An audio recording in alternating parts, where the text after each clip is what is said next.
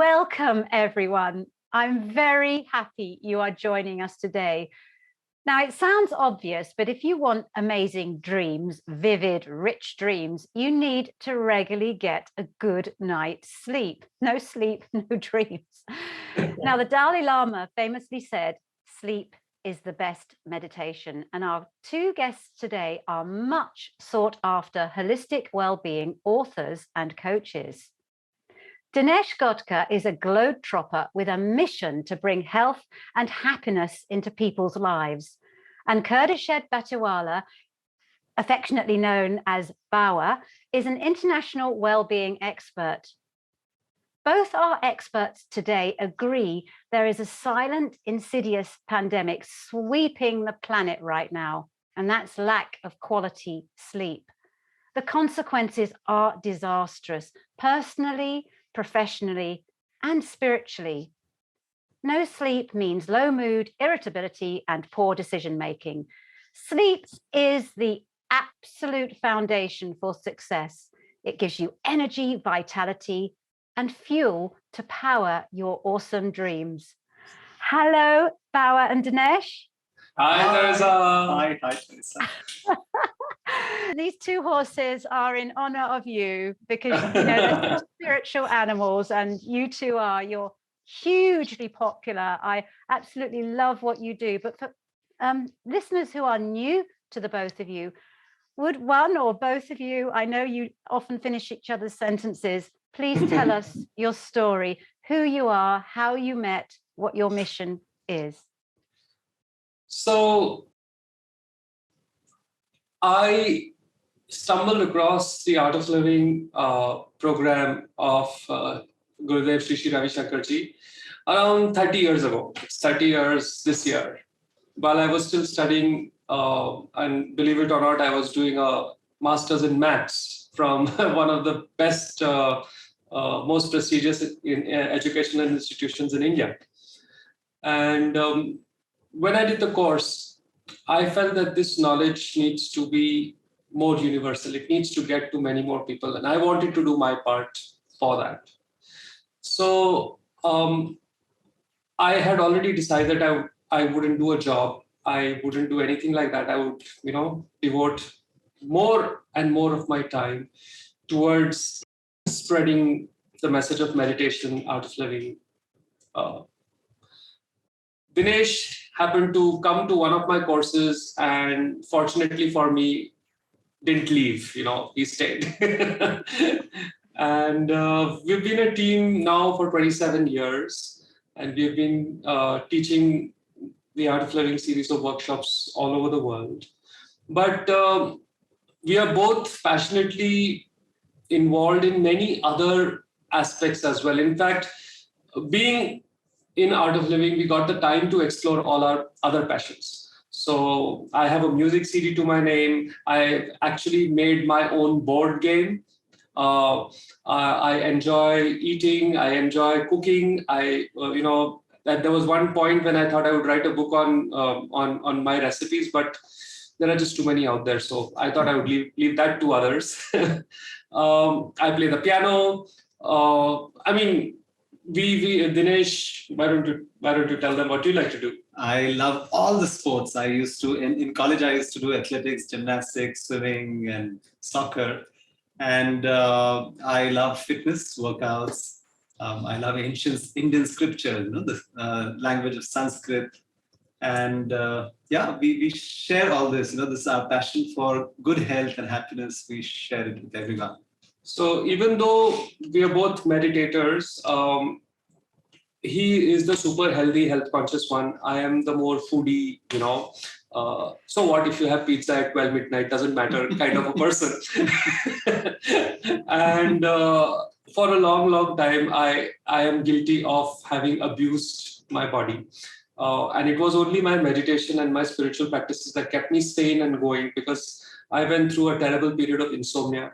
I suffered a very bad slip disc problem. I went through a lot of anxiety and panic attacks. And it was at that time that when I was in my darkest time, I used that time to research about sleep because I couldn't sleep. And my doctor actually told me, she said that you have been meditating for so many years, you know how to fix yourself, you fix yourself. I do not want to give you any medication because at the end of the day, even the mildest medication that I can give you would be in some way addictive. And I don't want to even start you off on that path. So you know how to fix yourself, you fix yourself. That's what she said. And so I used all that time that I couldn't sleep to research on sleep and started implementing the things. If you strip away the science, the actual technology for sleep is really simple. It should be. I mean, come on, as a species, we have slept without any issues at all, right? So I started implementing, getting those good habits into my life, cleaned up my diet, cleaned up my lifestyle choices, continued with very, very regular meditation. And within, I think, 3 or 4 months, I was absolutely all right. We also use something called craniosacral therapy, which is a brilliant touch therapy. In fact, we teach that now through the Art of Living. And the batch flower essences, a very, very British thing. So we use that, and basically we created this system which would literally allow anybody to have a fantastic night's sleep. And me being me, I went ahead and taught it to a few people who couldn't sleep. And they said, you need to write a book. And that's how our third book, Sleep Your Way to Success, came. And you asked us what our mission is today. Our mission now is we want to empower 1 million people or more, harness the awesome power of sleep to dramatically improve the quality of their lives. Because when my sleep was fixed, my health was so much better. I could reclaim my health.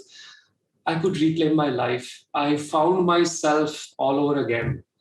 And that was just awesome. Well, that's how I came across you both, because obviously, I write extensively about dreams, and part of the dream equation, of course, is sleep. Without that, you can't have dreams. And I loved your book, and it's a runaway bestseller. Then I found your YouTube channel, which is so incredibly popular too, and your really engaging videos that you release there about healthy, holistic living and sleeping.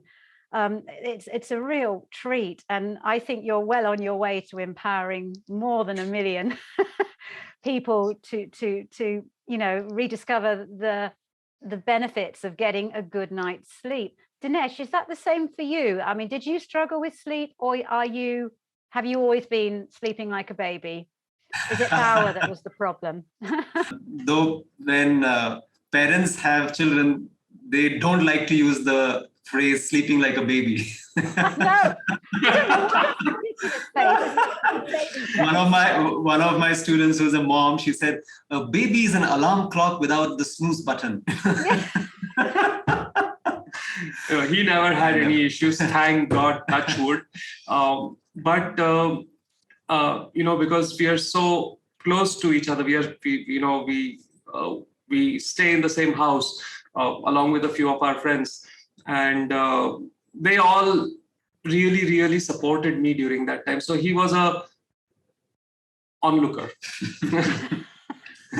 But one thing I remembered is my brother, whenever he used to have any problem or something really bugging him, he would say, I'll just sleep for a little while. He would go and take a 20-minute nap or half an hour nap, and then he would come back with more energy or some insights how to solve the problem. I just remember that from childhood somehow. So as well as the best meditation, it's the best medication, isn't it? But, in my research as well, and it's common knowledge that insomnia is like a plague at the moment, sweeping the planet, and especially the younger generation, millennials. I've seen documentaries, statistics that some young people are getting as little as 2 hours sleep a night, and there are worries about the future health implications of this. What do you think's triggered that? Of course, COVID has played a huge part when all our lives were disrupted. But what do you think is behind the current, pandemic of sleeplessness, that's happening, that people are struggling to do the very basic, get a good night's sleep? If you ask someone their age and they say they are 20, 30, 40, 50, 60 years old, they would be wrong. Because actually, our bodies, our systems have been sculpted by evolution over millions of years. And I read somewhere that about 150 to 200 years ago, the kind of information that a person got in their lifetime is equal to the amount of information we get in a day in today's modern technological world. And on one level, I feel our brain is not equipped to handle that kind of information overload. The second factor that could contribute to this is that there is just so much to do in the night. At one point, before 1867, when Thomas Edison invented the light bulb, the sun set, it's over. The night begins and there is nothing much to do other than sleep. I mean, most intelligent people would stay in because they don't want to become dinner for someone else, right? Today, it's not the case. There are just a million things to do. You've got social media, you've got nightclubs, you've got all-night buffets, you've got so many things that you can do in the night. And people have this fear of missing out, FOMO. All my friends are here and I'm at home sleeping. What an idiot I am, right? And they don't realize that even the most amazing mobile phone in the world cannot work without being charged. It just becomes an expensive paperweight if there is no charge. And if we are the same, we are this super advanced organic technology, and without the charge of sleep, we simply do not function. Forget about function optimally, we stop functioning. And this message needs to really, really reach people. Now, whether it is economically. A few years ago, I read a National Geographic article where they say that the US alone spends more than $400 billion a year on sleep and sleep deprivation problems. $400 billion, that's a lot of money, just because people are not sleeping, right?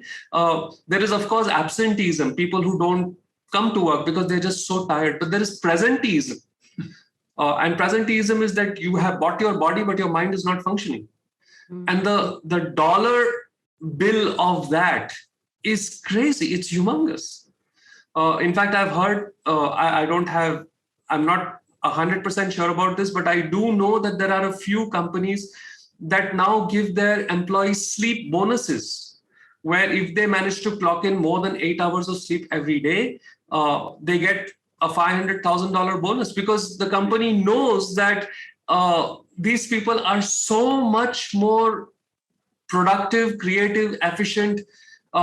They're so much more pleasant. They're not so irritable. They don't get triggered so often. I mean, I could go on and on and on about why sleep is important and how people are really missing out on life when they don't sleep, because the life that they are leading is so superficial, and they are all there in their bodies, but they are not in their minds. It's just an Instagram photo. Where is the experience? Right? Wisely said. Thank you for that. Thank you. And I'm so glad you have turned your attention, because you are holistic well-being experts, to sleep, because now you say it, it just seems so obvious. But like many things in life, sometimes we need to be told what is obvious and to be taught again how to sleep properly. But of course, sleep is the theatre where dreams happen. What are your theories, Dinesh, Bawa, both of you, about dreams? What role do you think dreams play in getting a good night's sleep? There is deep sleep and there is dream sleep. And both these sleeps have a particular function. The sleep science is now as early as 2000, we were not so clear, but now we are even getting clearer and clearer about unraveling a bit of the mystery about sleep. And it is said that the deep sleep, state, the N3 and N4 as it is called, is for rest and rejuvenation, very broadly speaking. And the REM state, where you have dreams, works for does two big functions. It kind of chronologies. It kind of chronologies. Oh, I can't get that word. It kind of creates a chronology of your life events, right? So you kind of know what you had for lunch yesterday and what you had for dinner the day before that, and that a month ago you had a talk with Bawa and Dinesh, and so on. It gives you a sense of time. Have you noticed, if you have ever been under anesthesia, you lose sense of time. You don't know whether you have been out for half an hour or whether it's been a year. REM sleep allows you to still keep time, so to speak. And REM sleep makes you smarter. So there is a whole lot of information that is being processed and stored in the brain. So you have some things that you want to hold on to and something that you want to forget, like your OTP, for example. You don't want to remember all the OTPs that you have been sent, right? So your brain, while you are sleeping, especially during the REM state, it kind of decides what to forget and what to keep, and then takes it to long-term storage. And while doing this, the neurons in your brain are doing this dance. They're slithering all over the place because now they have to get more information in without losing the original information, right? And so what happens is, usually you get a great idea, you get some insight, you figure out something. In fact, if you look at some of the greatest discoveries of humankind, they happened after a period of a lot of hard work. That person relaxed. Archimedes in the bathtub, Newton in the garden. Yeah. Right? You see, they were just chilling, they were just relaxing. And then some event happened which really, Kekule and the benzene ring, which really solved the problem that they had been struggling for such a long time. It is not just hard work that allows you to solve the problem. It is hard work plus relaxation. And sleep, meditation allows you to get that aspect into your life. So I say dreams actually make you smarter. I love that. That's going to be my new catchphrase. Thank you.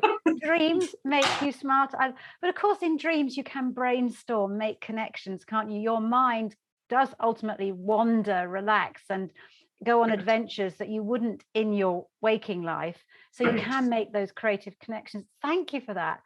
You also talk about meditation. And of course, as I started with that Dalai Lama quote, sleep being the best meditation. So I'm going to ask you, Dinesh, now. Why bother meditating then? Why not just sleep, if sleep is so good for what meditation does? So sleep and meditation are different states of consciousness. Just like we are awake right now or when we are dreaming. So all these four states, sleep, dream, as well as awake and meditative state, they have different brainwave patterns. And what we say here in India, the scriptures say, go from the known to the unknown. So sleep, we know, everybody does it. So we say meditation is just like sleep. You have to do nothing. See, when you have to sleep, if you try to do something, then it will evade you, isn't it? You think of that one person you don't like, and the more you fight with that thought and resist it, you keep tossing and turning, and you can't sleep. Similarly, in meditation, you can use the breath, you can use the mantra, and that can be an anchor for you to relax. But you don't have to do anything. It is like sleep, yet it is different. You are still aware. So it's an amazing state where you are alert and yet relaxed. That relaxed alertness or alert relaxation, That is the meditative state. And it is a very powerful state. People ignore it at their peril. I started my little introduction saying that I went through this really dark period of my life. And I attribute my ability to go through it more or less unscathed simply because I meditate. I do. I think my doctor also was courageous enough to say, I am not going to give you medication because I know you meditate. So it can be a huge help in creating holistic health for yourself. And you going through life without knowing meditation, without experiencing meditation, would be tragic, actually. Thank you. Again, you say sleep's a mystery. You said that. I agree. And scientists still don't know for sure why we sleep. We know it's essential because if you're deprived of sleep, your chances of death increase significantly. So let's not go there because, science, as I say, is still trying to discover the mysteries of why we sleep and even why we dream. But let's talk about the practical element. What, in your opinion, is the optimum amount of sleep? I mean, we often heard it's like around 7 hours, but then you hear another study that says a different amount of time. What do Bawa and Dinesh advise when people ask this question? What is the optimum? How much sleep do I need? Bawa and Dinesh would advise 8 hours sleep opportunity for a person who is not super active physically. So if you're a person who goes to the gym, works out, maybe does swimming, jogging, whatever, lifts weights, you need more sleep for sure. Babies, infants, children need much more sleep. So it depends on your age group. It depends on how physically active you are. But for adults, I would say at least 8 hours. Thank you. What about when you get older? Do your sleep needs increase or decrease? Because I've read research that suggests both. So I'd love your perspective. It is more difficult to sleep as you grow older, especially if it has not been a habit.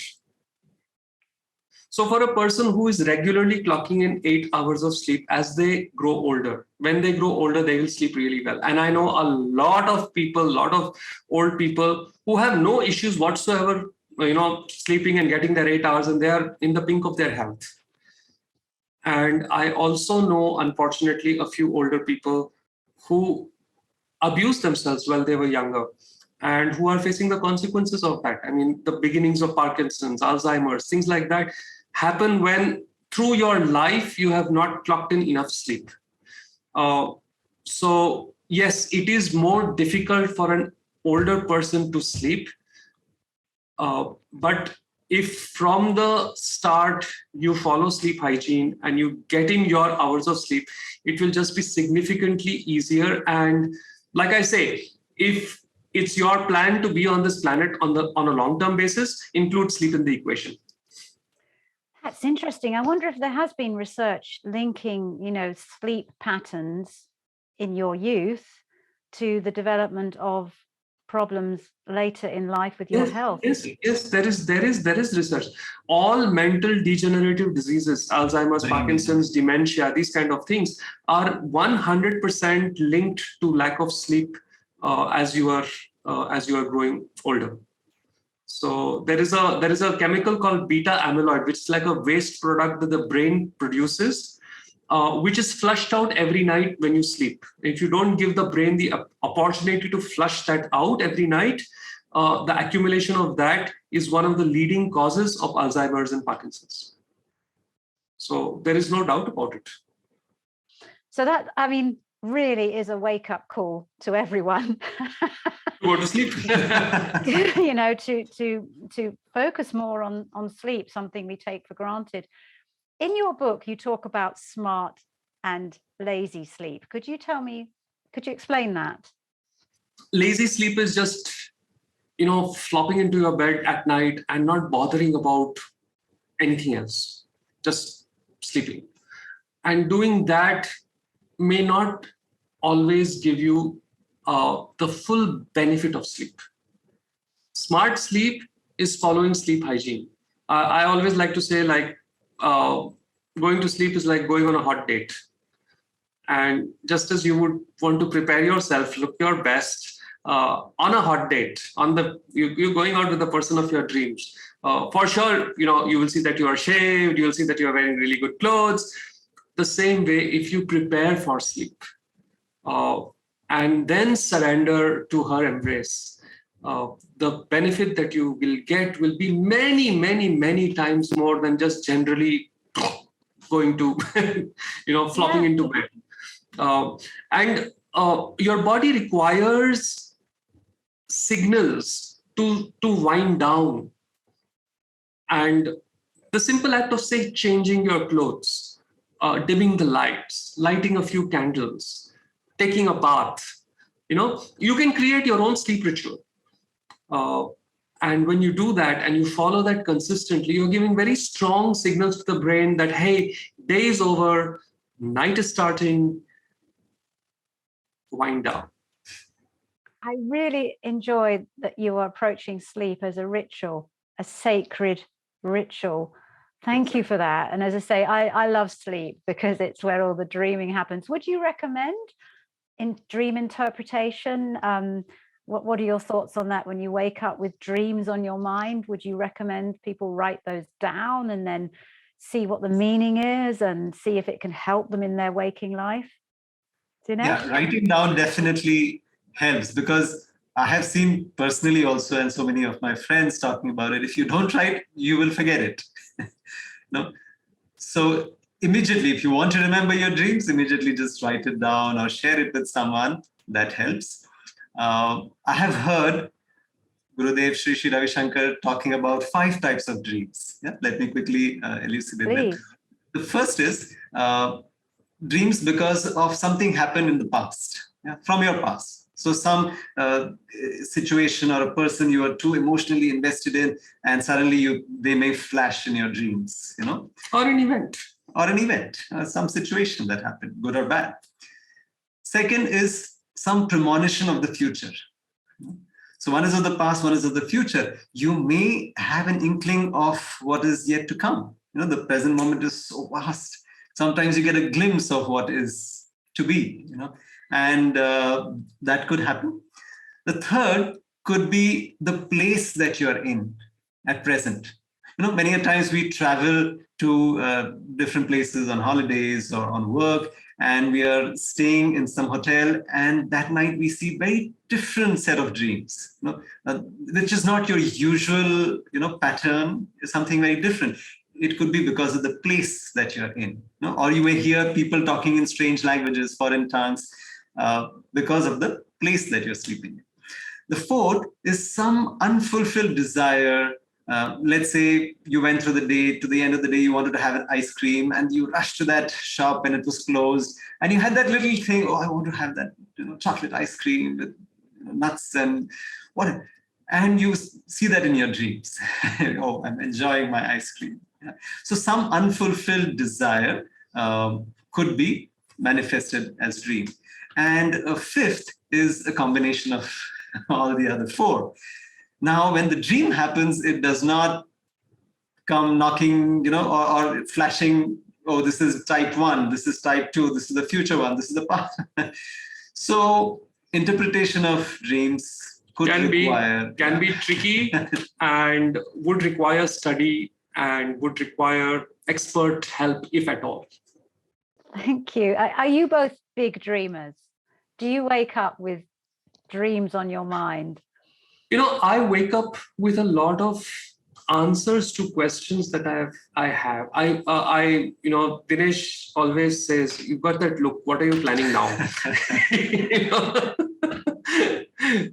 And I must say, the other place I come out with that look in my head, on my face, is when I take a really nice bath. It's again, relaxing.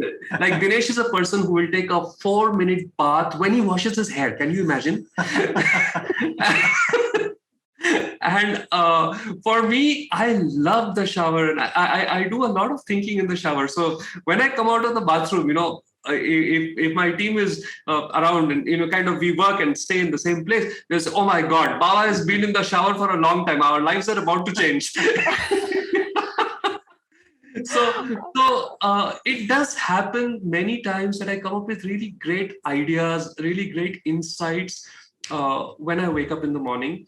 And yes, I have had a few interesting deja vu experiences as well, where, like Dinesh said, you kind of know what's going to happen in the future.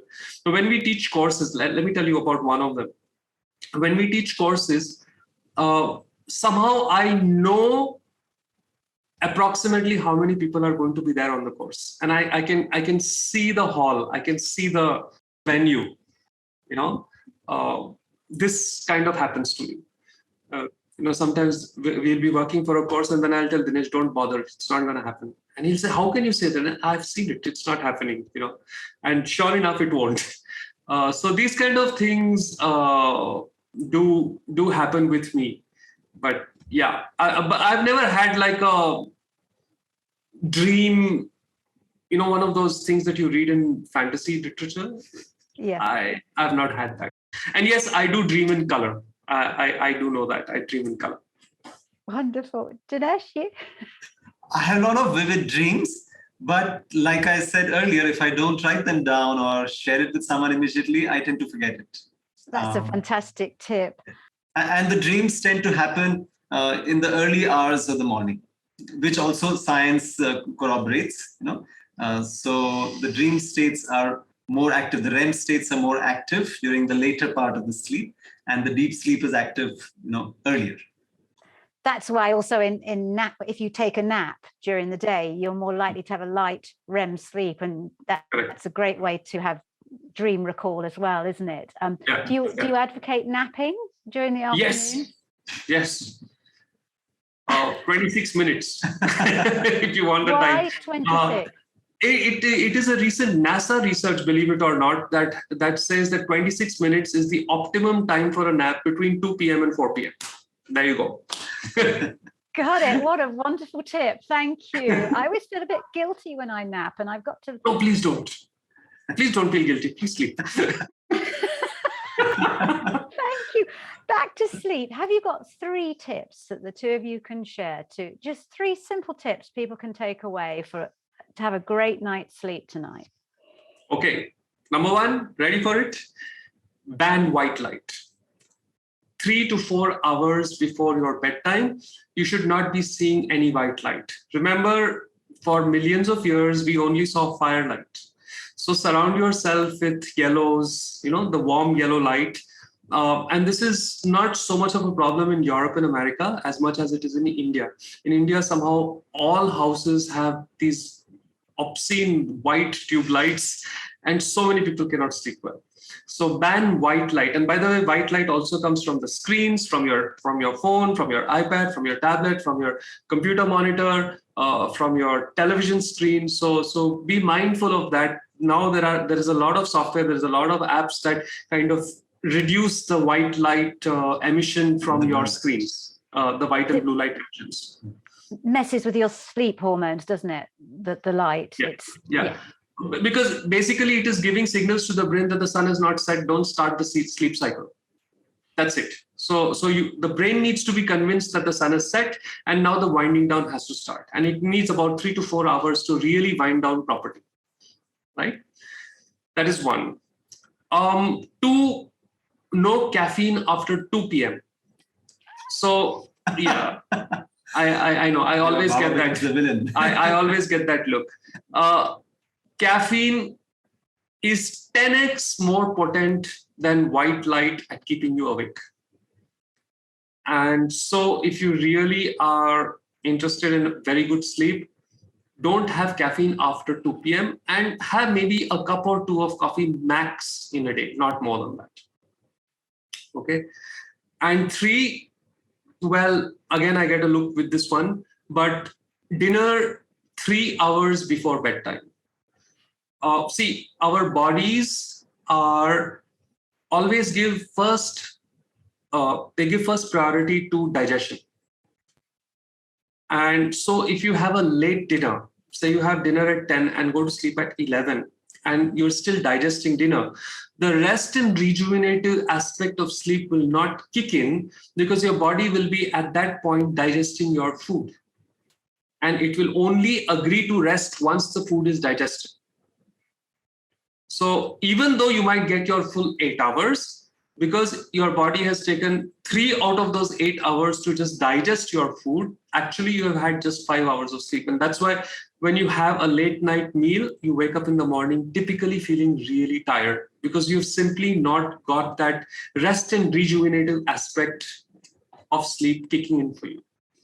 So the three big tips: no white light, no caffeine after 2 in the afternoon, and an early dinner. Thanks. I would like to add in that sleeping ritual, I like to count the stars in the night, because you need to see darkness. Our brain needs that cue of seeing darkness before you go to sleep. And waking up to the sun. Spending some sunlight. And it's interesting that our eyes are programmed to see in the dark. The 80% of the apparatus in the eyes to see is for seeing in the dark. So one of the things you can do is switch up all lights and just even stare into the darkness. Dinesh, people live in cities, they don't see stars. We are lucky, we stay in rural India, we actually get to see stars, right? So yeah, having 10 minutes of looking at darkness would be just absolutely fantastic before you sleep. And as Dinesh mentioned, when you wake up in the morning, exposure to sunlight for about half an hour, like direct sunlight. And remember, the brain registers light through your eyes. So I have seen many people wearing sunglasses and sitting in the sun. That's as good as far as the body is concerned that you're sitting in a dark room. So do not wear sunglasses while you are in sunlight, because all the benefit of being in sunlight will be negated if you're wearing sunglasses. Fascinating. I'm glad, Dinesh, you talked about counting the stars. That's absolutely beautiful, because I think that would trigger amazing dreams too. And I was going to ask you for a winding down or waking up ritual to share. Is that the one you were wanting to share? That's what we would have said. And, one of the biggest, or I would say, dangerous inventions of human life is the alarm clock. So banning the alarm clock in the morning, but including that in the winding down ritual at night. So that, an hour before you hit the bed, your alarm should ring, which should tell you, okay, now it's time to switch off the gadgets, get into nice sleep clothes, maybe take a hot shower, get ready for that hot date with sleep, get ready for an embrace. And so the alarm clock can be used as a precursor, as a starting point for the winding down ritual, not in the morning. Not in the morning, because the brain registers any sudden sound as danger, and therefore will rouse you, it'll yank you awake from whatever deep state of sleep you are in, with all the adrenaline and cortisol floating in your system. And so you wake up really stressed. Your heartbeat will be high, your blood pressure will be high, and if it is done chronically, this can lead to heart attacks. So an alarm clock, that innocuous little thing on your shelf, could actually create a heart attack. And that's not a pleasant thing. Alarm clocks also are the enemy of dream recall. The best way for dream recall is to wake up naturally. And if you are getting a good night's sleep and getting your body rhythms, you'll wake up naturally. That's the most glorious thing, that you know what time you've got to wake up, and somehow your body and your mind and your dreaming mind just help you do that. Oh, thank you, you two. As you were talking, I was, I was thinking of Hamlet, Shakespeare. To sleep, perchance to dream. There's the rub. For in that sleep, what dreams may come. And you've really brought that quote to life in such a holistic way for us today. I can't thank you enough, Bawa and Dinesh, for your wisdom, your laughter, and the lightheartedness you bring into spirituality, but with a serious undertone as well, that getting a good night's sleep is absolutely crucial. For people who haven't discovered your universe yet and want to, what's the best way to contact you, purchase your books, and just have a look at your courses and your world? Our YouTube channel is BnD TV, Bawa and Dinesh. So BnD TV. You could check out our videos there. Our very personal website is bawaanddinesh.in. And then our book website is booksbybnd.com. So these three places would be fantastic to check out. Of course, we are on Instagram. Of course, we are on Facebook. Of course, we are on LinkedIn. But these are our home addresses. Those are billboards. Together, the two of you have a huge online presence and on YouTube. And it's thoroughly well deserved because you're helping and healing people and getting them all to sleep better and feel better. Thank you so much. And thank you for your precious time today. I'm truly grateful. And I'm going to wish all our listeners a wonderful night's sleep. I'm sure this has inspired you. And when you fall asleep, I'm going to continue the metaphor that Bawa talked about with a hot date. May you fall asleep tonight in the arms of a dream so beautiful you shed a tear when you wake up. Thank you. Thank you, Theresa. That was really sweet and really lovely being with you, talking to you about what really made a difference to our lives and what we hope will make a huge difference to many, many other people's lives. I wish people sleep their way to success.